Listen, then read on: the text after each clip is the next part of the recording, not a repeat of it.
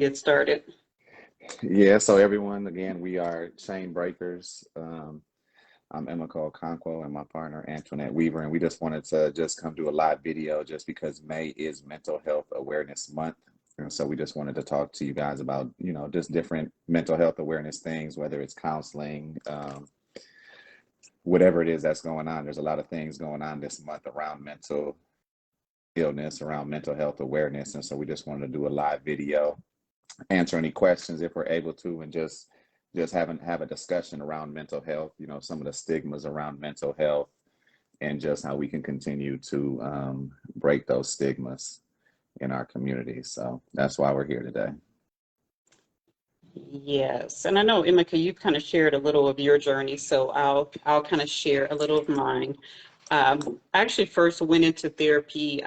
Well, to back up just a little bit, I've experienced anxiety since I was a young girl. I've experienced a lot of trauma, different forms of abuse, essentially every form of abuse, verbal, emotional, sexual, physical. And so I had some issues with anxiety, and I didn't realize at the time what it was. I was just, I've always been called shy or, quiet, but I actually started to experience general anxiety, going into the school setting, having to present. I would get really nervous and, start shaking. And so I entered therapy when I was actually an adult. The first time I went was actually because of relationship issues with problems within my marriage.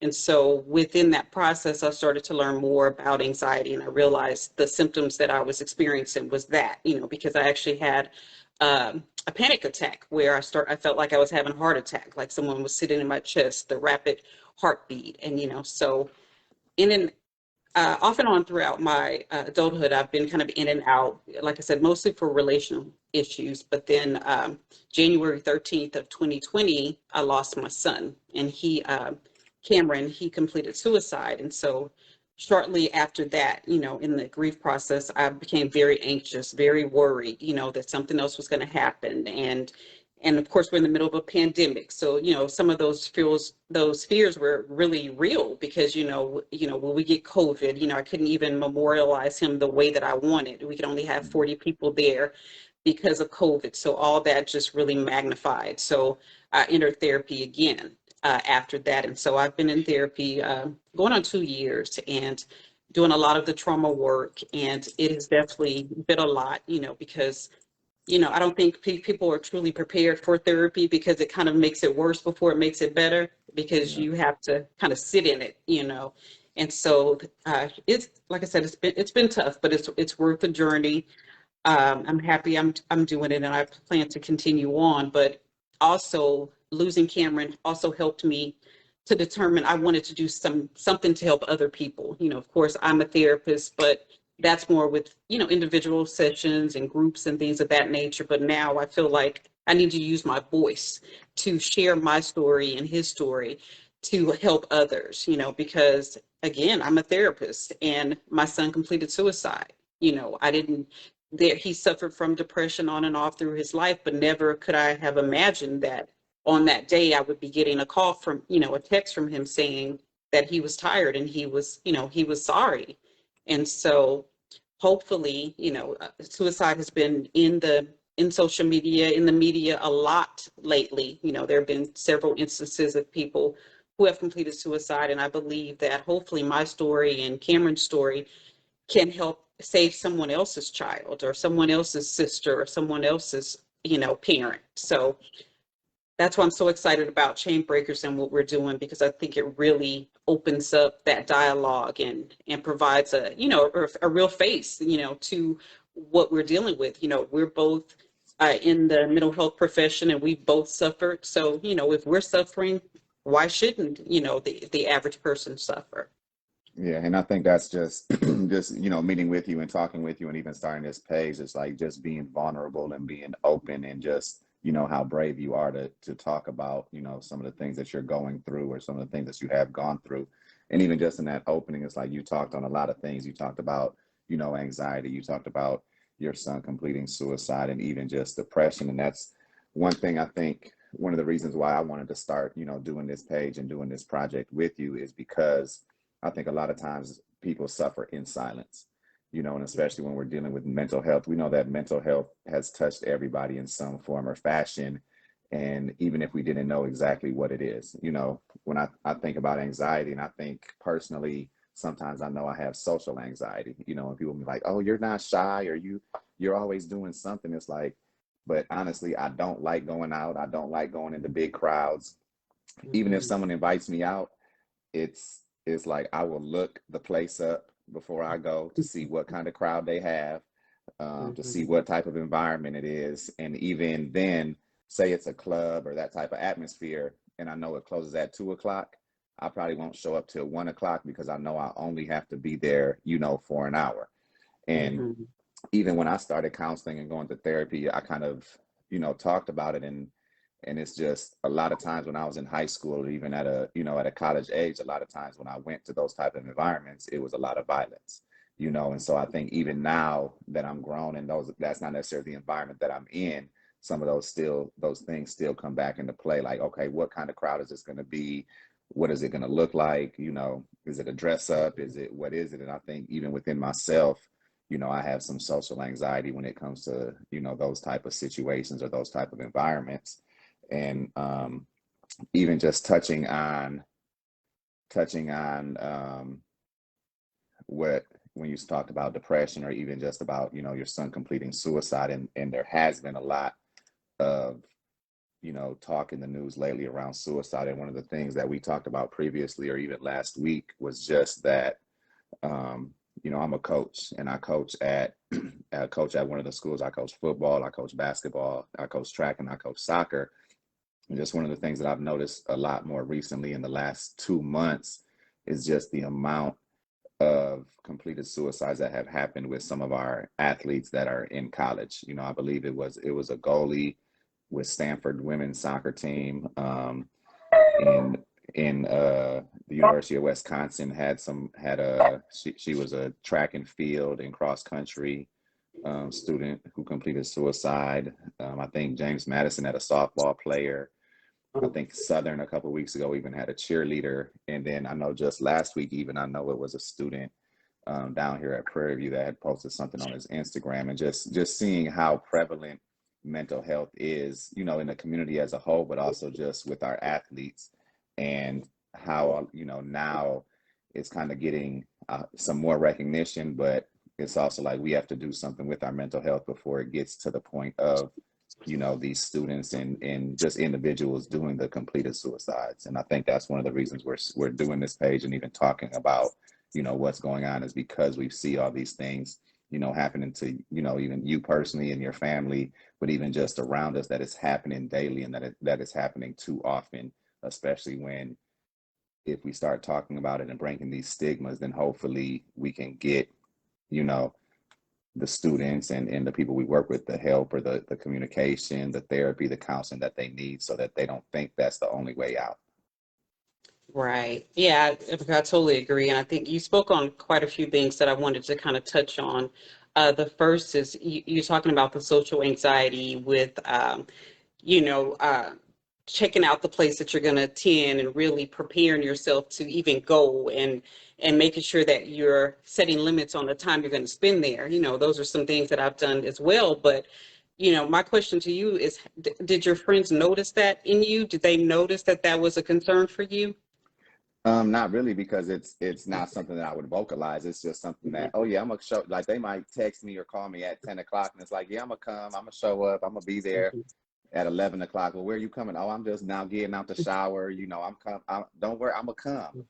1 o'clock, man, you're not coming. No, I promise you, I'm pulling up right now. But it's like, I could have been there at 11 o'clock. I could have been there at Mhm. 11:30. But it's also, do I want to be in this place and in this environment for 2.5 hours, or I want to be there for 1 hour?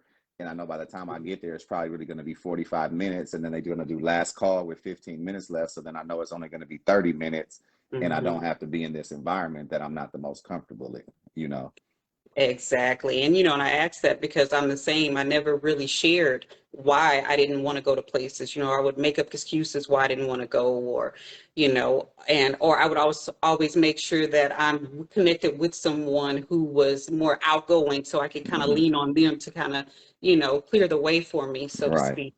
And so we get so good at concealing that even our closest friends, our closest relatives don't even realize that it's happening, and then I think sometimes we're not aware of why we're Right. doing these things. And So that's how I wasn't aware, until I started counseling, I think in August or September of last year. And until, you know, the my counselor was just doing the initial meeting, a lot of background questions and asking, have I gone through anything traumatic? And, I really hadn't, as, at a young age, or had I witnessed a lot of violence. And I would say, starting in high school, to college, that I was, it was times where you would go out, and every time, and it might not have been directly towards me, but every time you went out, something jumped off at the club.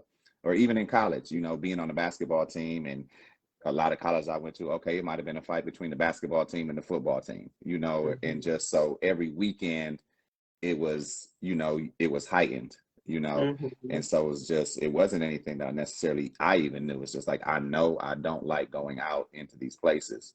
It's like, mhm, like I said, I would look up the place. I would look at if they had pictures of the place. It's like, okay, what is the environment like? What kind of mhm. neighborhood is it in? Do they have a dress code? All of these things. And it was like, I still really, up until last year, I mean, I knew I didn't like it, but I wasn't able to really pinpoint, as to why. And I Right. think even now that I'm older, and an adult, it's like, I know that I'm not going into that environment. Like, that environment was really 16 to 24 probably, right? Mhm, And so now it's like, sometimes I still have to just tell myself and even talk myself into going to places, because I know nothing is going to jump off, or I know that it's a safe environment. But because I practiced that for so long, now I have to even break it down within my own mind, to even step out and actually go to those outings. Yeah, it's amazing how our brains protect us. Like you said, or your brain is kind of just jumping into reacting in this way, and you don't even rationalize that it's doing that. I had a conversation with my therapist too, and I was telling him, I'm like, I'm always so tired. And he said, because your brain is always working, It's your brain always is going. always It ne- it problem never it solving. never stops. Yes, it's trying to figure out the next move. It's trying to figure out, are we safe? And your body's reacting. And so, yeah, that's why you're physically tired. Yeah. And once I process that and realize it is because, like you said, you walk into an environment, you're assessing, how close am I to the exit? What group is sitting over here, so I can make sure I'm going over there. Hmm. Or are people looking at me? Are they checking me out? So, it's tough, to live in a state of constant awareness, a Yeah. constant problem solving. And I think that was my biggest thing. I always tease that I had control issues. And I'm thinking, it's not necessarily about the control, but me being able to predict the outcome because I was Right. so afraid of what could go wrong. And so, it's been a lot of soul searching and a lot of work, and that's why, some people go to therapy once and they figure, hey, I didn't like that. I'm not, my problems aren't solved, so I don't want to do that anymore. Right. But it's definitely a journey. It's definitely a journey. And to kind of move on, you also talked about the stigma attached to mental health in general, but I want to make sure that we point out too the attachment towards suicide in general. Like you said, we've been using the term completed suicide, but as a mother, hearing people say he committed suicide, that makes me cringe for one, because that feels like you're criminalizing my child. He wasn't a Right. criminal. He did an act that took his life, but he wasn't a criminal. And so I think that language and that verbiage will help destigmatize certain things, just as simple as changing uh, committed to completed or Right. died by. So I think it's important that we have those conversations, get that information out there, and also, just like I said, just openly discussing, about mental health and normalizing it, because like you Right. said, we all suffer from time to time. Yeah. And we all suffer, either with our own, or just being someone in our family, a loved one, a friend, Mhm. a co-worker.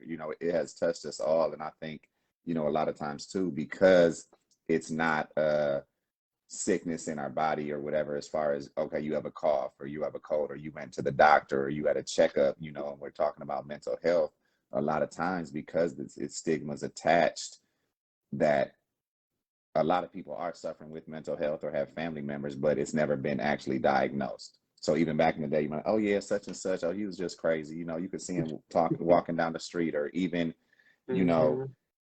I know a lot of people that might have been in relationships, and when we talk about, you know, like even personality disorders, oh, he's a narcissist or she's a narcissist, and it's kind of self-diagnosed, but just dealing with people on a day-to-day basis, I would venture to believe that, you know, a lot of mental health is underdiagnosed because we don't talk about it. We try to, you know, hide or keep secrets, or keep quiet about, you know, what we're going through or what we're dealing with in our relationships, whether it's romantic relationship or, you know, your family relationships, whatever it is. We're not Mm-hmm. really open and being transparent. So a lot of mental health does go undiagnosed, and therefore we don't ever seek the help that we need, and we continue to suffer in silence. And I would say that's probably, you know, across the board, that those numbers would jump up. We know that we've seen, you know, during COVID, a lot of mental health increase. Mm-hmm. And even that, even when we're talking about, you know, completed suicides, and just seeing a lot of those young people that were in college and in athletics doing it. And, you know, I think part of that is, you know, dealing with COVID. Like you said, a lot of the socialization that we normally could have, we didn't have. You know, both of us Mm-hmm. work in the school, and we've seen mental health in the last year. This was probably the craziest school year that we've had ever that I can recall. You know, and Most a lot of definitely. it was around, you know, social issues, around mental health, around, you know, different things, that just being isolated, you know, through COVID, you know, and this is kind of the backdrop of it, you know, just based on, you know, the year, 2 years that we have been isolated and not really been able to be social. Exactly, exactly. And you know, and as you spoke, it made me think about Alana Miller. She was the cheerleader at Southern that completed suicide recently. And you know, that was so impactful to me. One, because she basically laid it out there in that, you know, in her post. She talked about, you know, what she had been experiencing. So it was kind of her note to her family. You know, it talked about what she had been experiencing. And I know one thing that I've struggled with since losing Cameron was, you know, those questions of why. You know, why did he do it? And if I had known, or if I had said this differently, you know, because the night before, I sent him an email because we had been talking about relationships, and he was just kind of in a place where his friends were getting married and developing strong relationships. And so he said, you know, I wonder if I'll ever really find my person. And, Mm, you know, we talked about how sometimes you just need to step back and do the work for yourself and not be, you know, dependent on someone else. And so I kind of sent him an email about that, you know, talking about how do I know when I'm ready for a relationship? And he responded, I'm not, you know, obviously I'm not ready for a relationship. And then the next thing I hear from him is saying, I'm tired, I'm gone. So, you know, so I was holding that in, like, you know, did my email prompt that? You know, did mm, it start him to think about not being where he was in life? And then, you know, and also what was he thinking? Did he change his mind like right before, you know, as he did it? But listening to, or did he blame me, you know, mm, because of, you know, because, you know, there's some trauma in his childhood, you know, as a result of the marriage that I was in that right. relationship. So, you know, you're building all of these cases about what's happening in your head, but then reading her response was kind of, it was very eye-opening because she laid it out and she told them exactly why she was doing it. And I imagined those parents, that didn't make it any easier. They knew Right. those answers, you know. So the end result is our children are gone. So Right. no matter what the reason, they're gone. And so we can't fix things once they're in motion or once they've, you know, once this has happened. But so that's why it's so important that we start having these conversations beforehand, you Yeah. know, and we start looking for the warning signs, or and you know, and making it. And you know, I can't even say that because it was more commonplace with Cameron and I. I'm a therapist, so we always talked about it. He'd actually even talked about going back to school to become like a he was a criminal justice major, so he wanted to Okay. kind of connect that and use get the therapy background so that he could help people because he really believed the system was failing. and that we weren't rehabilitating people. And so it was open, it was constant dialogue. We Right. talked about depression, we talked about anxiety, but yet in that moment, for whatever reason, he felt like, that was his choice. And I didn't want the help that he didn't want the help that he knew that I would try to provide. Yeah, and I think just some of the points that you touched on there was just saying, doing the work. And I think when we're talking about mental health, when we're talking about, therapy, counseling, whatever it is that you want to call it, you know, that it takes it's work, right? And I know even just one of the things you just touched on saying that, with even within your own mind that you know, kind of blaming yourself or just all these questions. And I think that's one of the best things about therapy is that sometimes we're our own worst enemies, right? Even Mhm. when we think about things, we always go to the negative first. I've done different activities with kids, and it's like if they had to dog somebody or clown somebody, they can do it for 5 hours straight. The minute that they had to Mhm. give a compliment to somebody, they struggled. And I think just in our society in general, and even just within our own minds, we always jump to the negative. It's hard for us to jump to the positive. And I think that's one of the things, even with me going through therapy, is like when you have someone that you're talking to, when you have someone that you're open with, and they don't have any biases towards you, right? They don't have any Mhm. biases towards you. They don't look at you. Sometimes we go to our friends or we go to our family for advice or we talk to certain people, and it's like they might come with biases.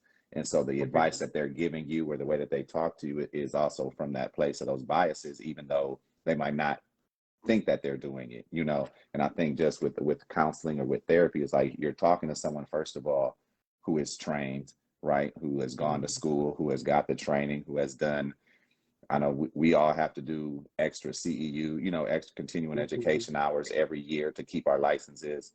And you're talking to someone that no matter what you tell them, they're not going to look at you different, right? They don't have a relationship with you on a day to day. They're not in your day to day life as far as you're going home to them or you're staying in the same house with them or it's your child or your parent. And so I think that's one of the things too. It allows us to be vulnerable without the judgment. And I think when we're talking about Mhm. holding things in, a lot of times it's, can I be judged? Can I talk to this person and they're not going to judge me because I have a relationship with them. I love them, and they Mhm. know that I know that they love me. So me being vulnerable and open, am I always 100% honest? Whereas going to therapy, I think even for me, it's allowed me to be 100% honest, and then to, like you to do the work. It's like after after you're done doing that, then you have to go look in the mirror and really come to grips like, okay, this is work. It's not easy, and it's probably the hardest work Mhm. that you've done. Going to study for a test or going to work every day, that's the easy part. It's like looking at yourself and doing the Mhm. work within yourself is the hard part. And I think that's where a lot of people um, kind of back out or decide not to do the work.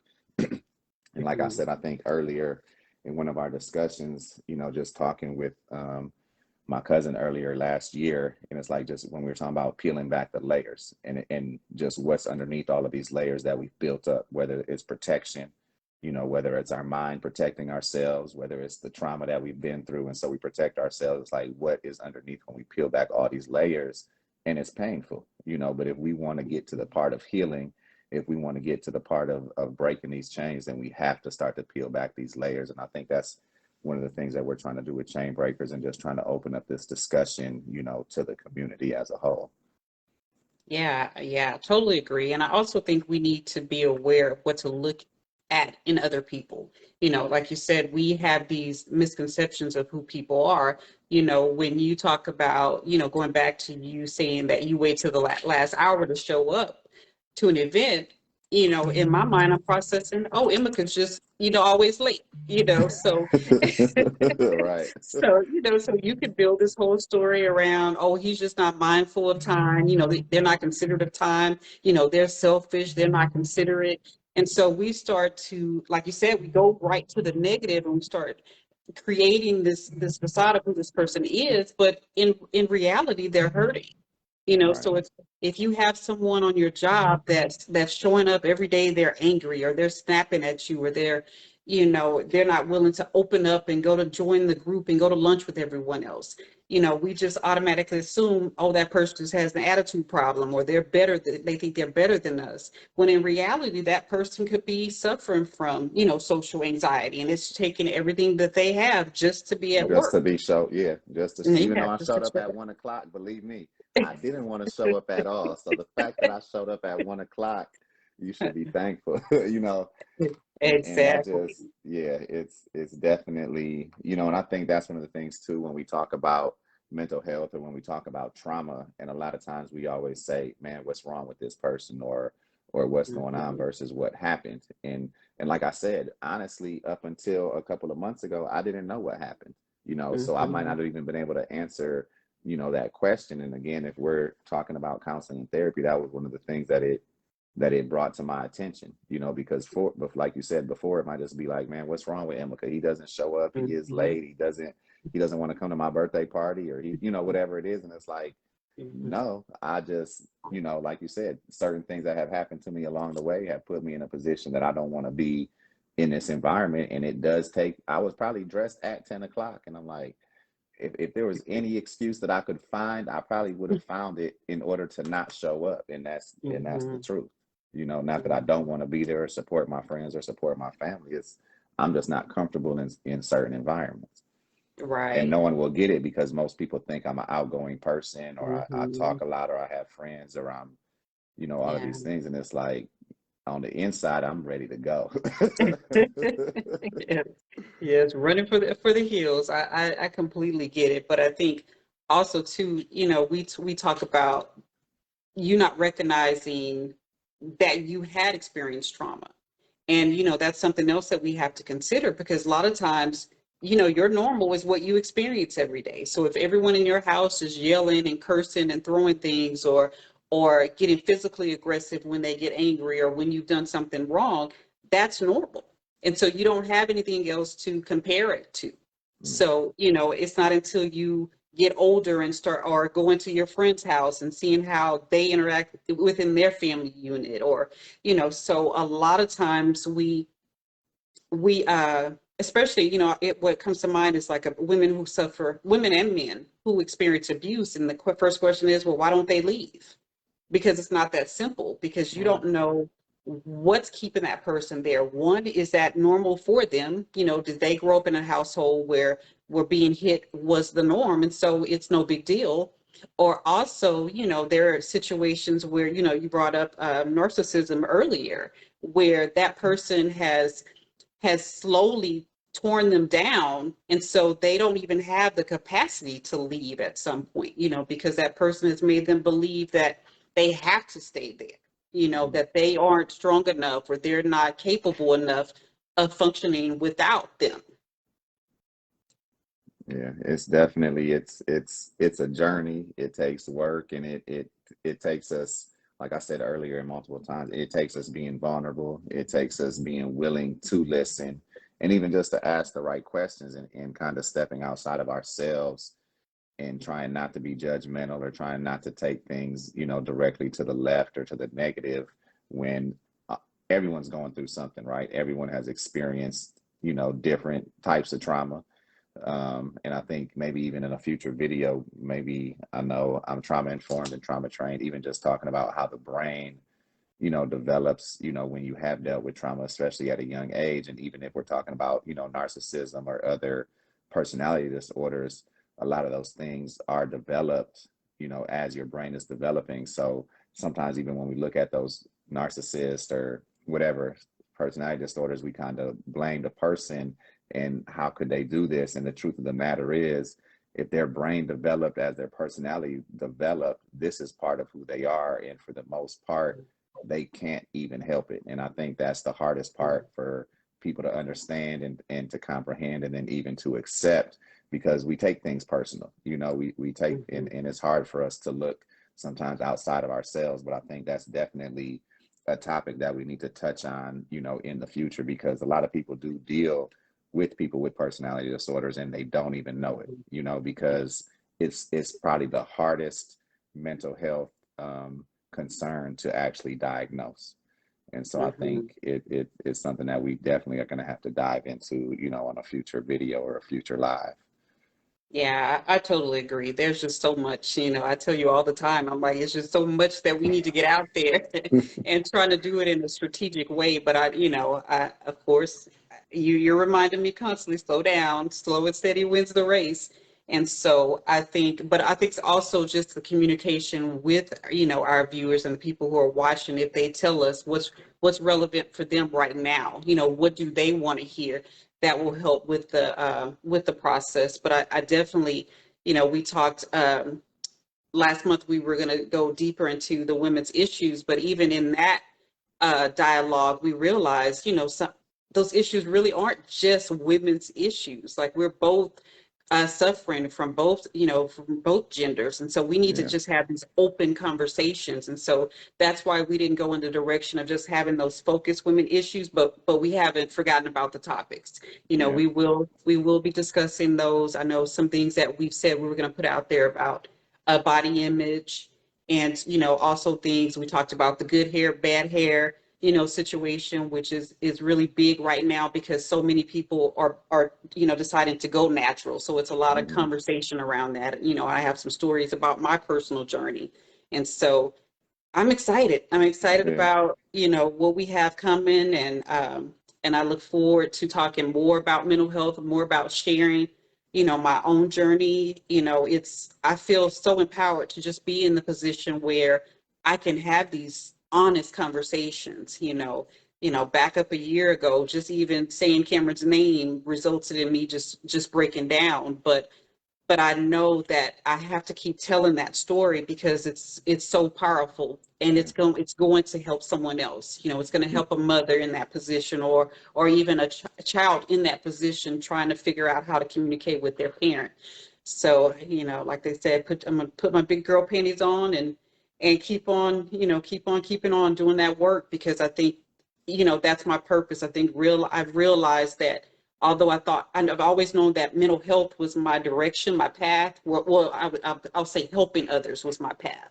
And I thought I found it when I became, a therapist and went into mental health. But now I know that it's really speaking to the masses and really sharing my story and sharing my truth, because other women have sat in my position, or other men, have been in your position. And so we need to continue to have that Yeah. dialogue and help them, and share our story so it'll help their journeys. Yeah, and I think that's just been the biggest thing for me as well. And I think that's why we connected, so easily on doing this project, because a lot of times we have to come to a place where what we're going through is bigger than ourselves, right?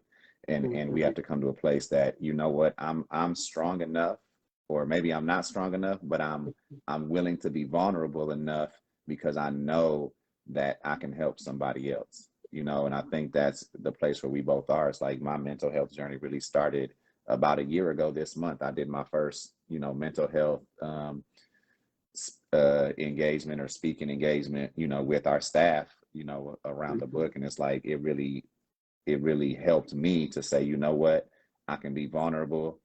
People might not understand it, people might question it, but this is my truth, and I'm willing to be vulnerable in order to help the next person. Because, like I said, mental health touches everybody, whether Mhm. it's a relationship that you're in, whether it's a family member, whether it's a coworker, whoever it is. Like it doesn't just affect, like, even when you're talking about the women's issues, whatever you're going through affects every relationship that you're in, especially when we're talking about mental health.